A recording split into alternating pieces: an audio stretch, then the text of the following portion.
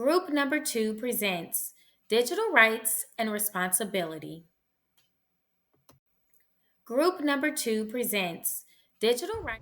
What is digital citizenship and what does it mean for me?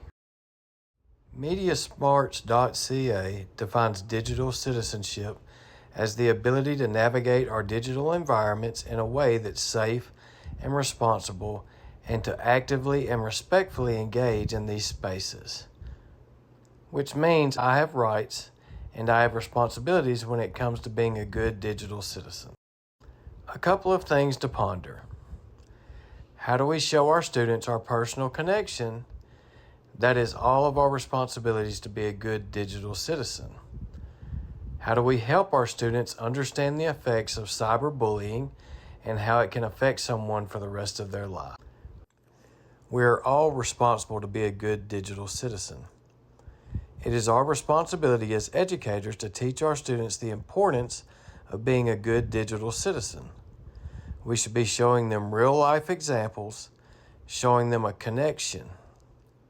It is the responsibility of all of us to maintain our safety and to treat people with kindness and respect online. In her article for Udtopia, Rachel Dean Poth made it clear that consistency is the key in helping students learn to evaluate, identify, and analyze the efficacy of certain information and to make wise decisions as well as being respectful in online interactions. We must teach our students to be able to identify and take the proper steps to protect themselves and others in appropriate manners in online interactions. How do we help our students understand the lifelong effects of cyberbullying? Check out this video. The internet and social media platforms connect us with our friends, family, and peers in new ways. Sometimes people take advantage of these platforms and use them to spread negative messages about others. Cyberbullying, or bullying that takes place on the internet, can be just as bad as bullying in person. People can use the internet to send mean messages to someone, spread fake rumors, or share someone's private information without permission. When someone is cyberbullied, their feelings can be hurt and their reputation can be damaged. You cannot always prevent cyberbullying, but you can play a part in making the internet a friendlier and safer place for everyone. Here are some guidelines you can follow to promote digital civility online. Live by the golden rule. Treat others the way you want to be treated, whether you're in person or online.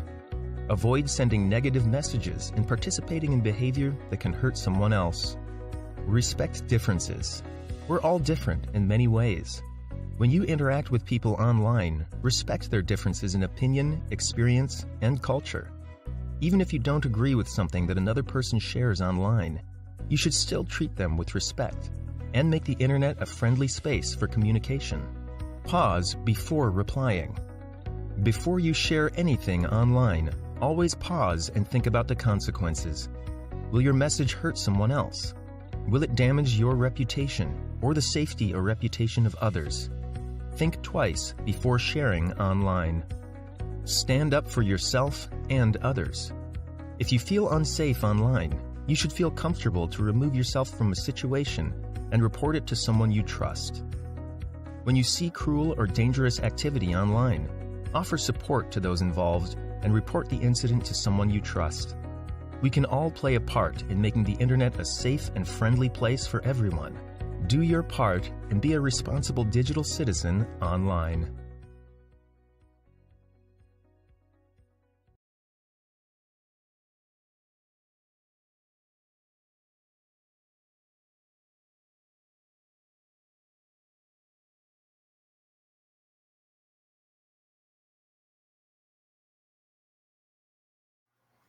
Exploring opportunities of digital rights and responsibilities. Navigating digital rights and responsibilities. Digital rights are rights which all the users in the online world have, which include freedom of speech, access to information, and privacy. These rights come with some obligations, including respecting other people's rights, not bullying anyone on the internet, and protecting digital property.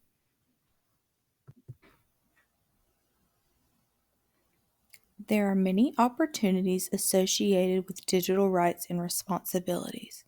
Some of these opportunities include empowering students' voices, developing leadership and citizenship skills, supporting innovation and creativity, creating a safe and inclusive online communities, fostering critical thinking and digital literacy. One opportunity associated with digital rights and responsibilities is empowering students' voices. When students understand their rights to express themselves online, they can raise awareness on critical issues like mental health, climate action, and inclusion. Media outlets such as TikTok, school news channels, YouTube, and blogs offer students the ability to tell their stories and drive actual change, as long as they understand how to do so responsibly and ethically.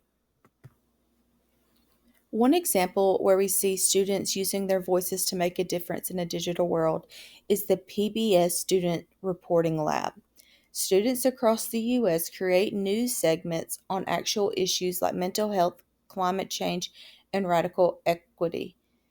They are trained in journalism ethics, news media storytelling, and ethical publishing, giving them a national platform to voice their concerns. Another opportunity associated with digital rights and responsibilities is supporting innovation and creativity. Digital rights, such as the rights to produce, publish, and distribute online content, enable students to communicate their thoughts in new, innovative ways.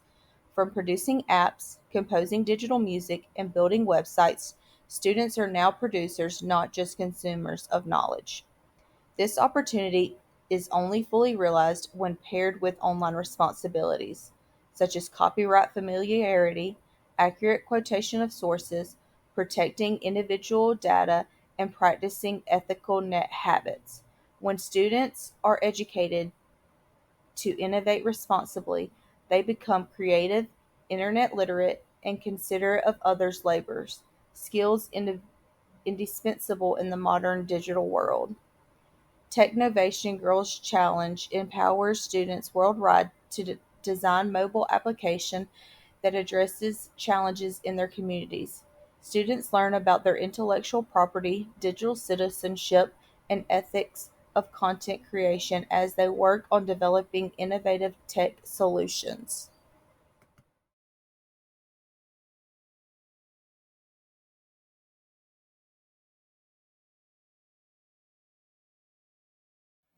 Challenges of digital rights and responsibility. Challenges of digital rights and responsibility. Challenges. What challenges are faced when using and teaching digital rights and responsibilities? Challenge. Challenges. What is true? Don't believe everything you see. Teach students to check their sources. Is there biased information being shared? Does the information come from a well established author or organization? Is the picture or information truly believable? Why or why not? Challenges, oversimplification. Be polite, don't cyberbully, and participate. Students are often taught to be polite online, but they must also be taught how to have healthy misunderstandings. They will encounter many people in their lifetimes who do not agree with them. It is necessary to gain understanding of different points of view while sharing their own respectfully. A speaker with International Society for Technology and Education discussed the counterproductive anti bullying campaign and how we can take a positive angle through the language that is used. Instead, teach students how to be a good cyber friend. This helps them proactively treat others fairly and protect others from hurtful speech and behavior online. Change the narrative. Enjoy this video from ISTE that guides educators towards positive digital citizenship practices. Double click on this video or visit the link provided to watch Make Digital Citizenship About the Do's and Not the Don'ts. Students should not only be advised to participate, but also to use their voices for positive change. Authors Devin Lee and Tamar Rubin write about digital citizenship and activism and how this allows young people to potentially influence public opinion. Students can have an instrumental role by actively using their voices with integrity online. Teachers can use the following tools to overcome challenges. Make it relate. Provide scenarios that students may encounter. Introduce vocabulary such as phishing, confirmation bias, and digital footprint. Enhance lessons with digital tools to give students a chance to practice good ethics.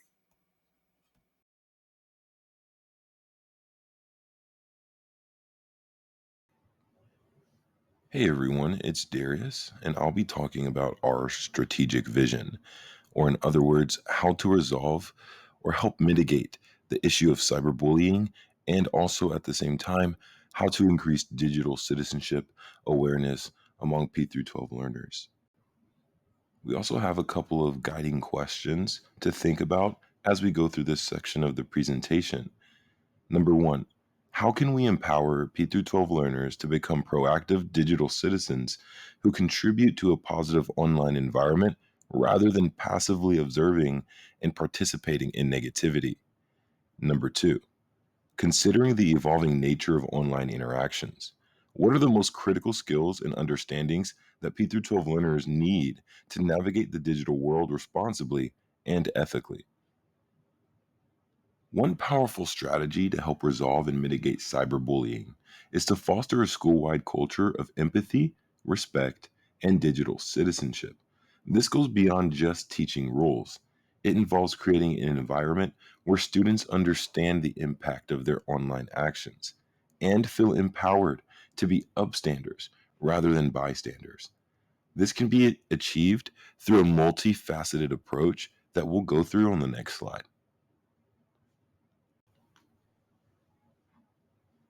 A way to foster an environment of empathy, respect, and digital citizenship is number one, by integrating it into your curriculum. Embedding digital citizenship lessons across various subjects, not just in isolated technology classes, can help students understand the ethical and social implications of their online behavior in context. Number two, social emotional learning programs. This can strengthen students' emotional literacy, self-awareness, and social skills, their empathy, and responsible decision making. And these skills are foundational for navigating online environments in a positive manner. Number three, educating parents and guardians. Engaging families in understanding cyberbullying and recognizing warning signs and supporting positive digital habits at home can also be extremely beneficial for students. And last but not least, the peer support programs. Training students to recognize and safely intervene in cyberbullying situations fosters a sense of collective responsibility, which is important if we wish to tackle this issue. There are currently two entities that are making progress with this issue. Number one is the Common Sense Education Organization. It's a nonprofit that provides a wealth of free resources for educators and parents on digital citizenship, including curriculum, videos, and guidance on addressing cyberbullying. Their approach emphasizes teaching students how to be safe, responsible, and respectful online. You can find more information on the website linked below. Also, keep in mind that this would be a good organization to partner with schools so that the schools could actually implement some type of training on digital citizenship into the curriculum. Number two, the Always Bullying Prevention Program is a program that addresses bullying in schools. which can be adapted to the online environment. It emphasizes school wide involvement, clear rules, and consistent consequences. Many schools across the US and internationally have implemented this program. And just to name a couple, the Inglewood Elementary School in the North Penn School District, and also the Silver Spur Elementary School in Palos Verdes Peninsula Unified School District.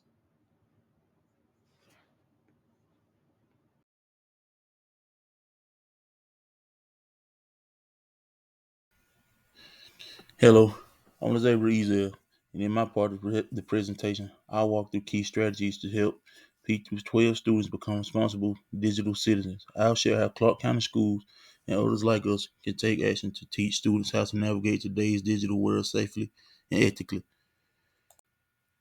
Students today are online more than ever. That means we must address issues like cyberbullying, digital footprints, and misinformation directly. Teaching digital citizenship isn't optional anymore. It's a key part of preparing students for life. One effective strategy is to embed digital citizenship into what we're already teaching. Programs like Common Sense Education offer free lessons that Clark County schools can adapt during homeroom or technology enrichment blocks. Teachers and families are both essential. Clark County can host family tech nights and offer ongoing PD for educators to ensure consistent messaging. Even something simple like a digital citizenship tip in the school newsletter can help. When students take the lead, they're more likely to retain and model what they learn.